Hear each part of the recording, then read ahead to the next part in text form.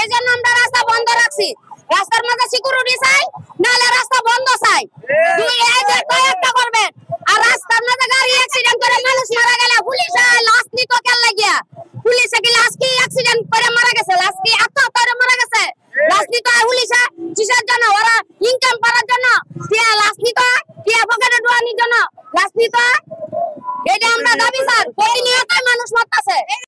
আমরা সবসময় আমরা সবাই অফিস আদালতে চাকরি করি, যাতে আমরা সবসময় সুস্থ ভাবে যাতে আমরা রাস্তা পারাবার করতে পারি।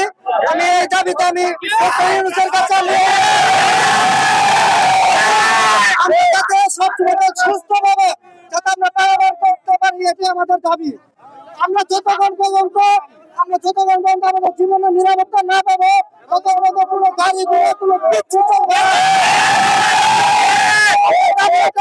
আমরা যাতে আমাদের জীবনের যাতে আমরা সুস্থতা আমরা যাতে সুন্দরভাবে চলাফেরা করতে পারি, এটাই আমাদের। বান্ডেল থাকলে প্রতি সেনমানিতে টাকা বাঁচবে। বিকাশ সেনমানি বান্ডেল কিনে জিতুন প্রতি লেনদেনে।